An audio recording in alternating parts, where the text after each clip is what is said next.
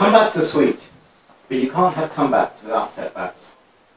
My parents' marriage broke down hideously in the early 1970s, when divorces were unusual, especially for the children of Pakistani immigrants.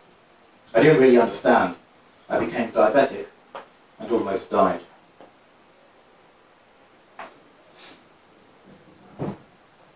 As the only Pakis on a council estate, we suffered a decade of torment until one night I snapped and left our prison of a home, alone to confront the gang of violent, racist bullies. They stopped. Many years later, I set up Beyond the Final Boss. Racism made me a loner, so I gave up my studies for home computing. My dad quit. He's just making monkeys dance on a screen. Years later, I told this story to developers in Mumbai, who smiled with me at the irony of our first Indian PlayStation game.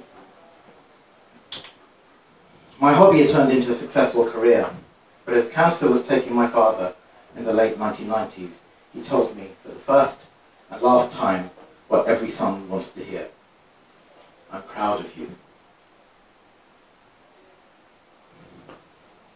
Well, my hobby didn't turn into a career immediately. Publisher after publisher rejected my crappy Atari software, including Nick Alexander of Virgin Games, and I ended up working for Virgin eventually. I bounced back though after every rejection letter with new resolve, and one day I got to make Jet Set Willy for the Commodore 64.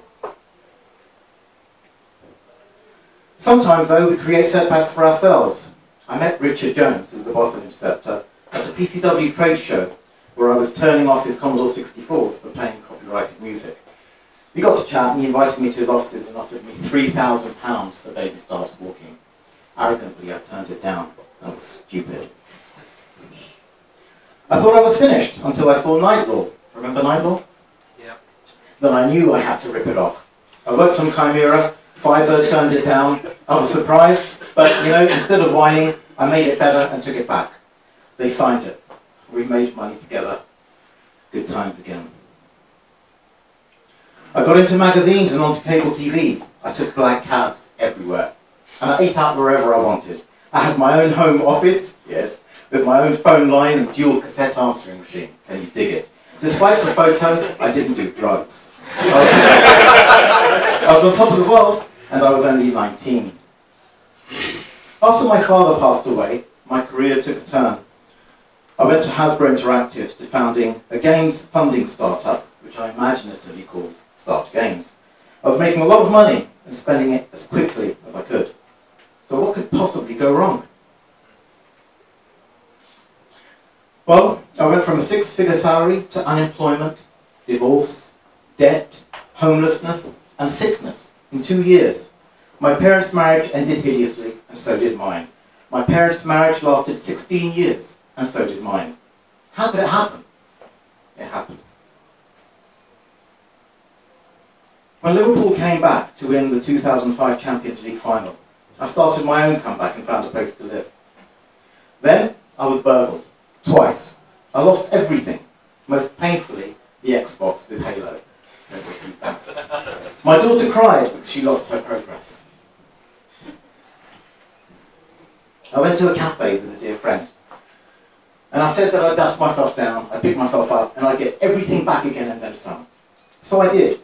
I got an awesome job, I found a beautiful place to live, got remarried, my kids moved in with me, and things were as good as it's possible to get. After the burglaries, I got an unexpected interview with Sony. I was rubbish and got rejected. My headhunter demanded a rematch and got one, and just like with Chimera, my second shot hit the mark. I was back in games. I sang Suddenly I See all the way home. I saw the job as a new start and worked hard at it. Eventually, I got offered a trial promotion. With no other candidates applying, I was crushed when the trial got cancelled. It was my lowest point in my video game career. I played the jam Smithers Jones on auto repeat for 2 days. I kid you not. If you've not heard Smithers Jones, you really should. Then I totally rebuilt my life. I never stopped pushing, and after 6 years I got a transfer to a new department. That's my boss in pixel art. At our offsite, My presentation was a mini-game I made from scratch in C++ in a weekend. People notice when you over-deliver. A lot better than a PowerPoint, right? My career under Tony Clark, the best boss I've ever had, has completely taken off.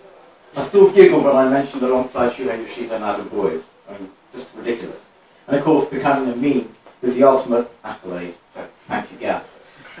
I took setback and I turned it into a comeback.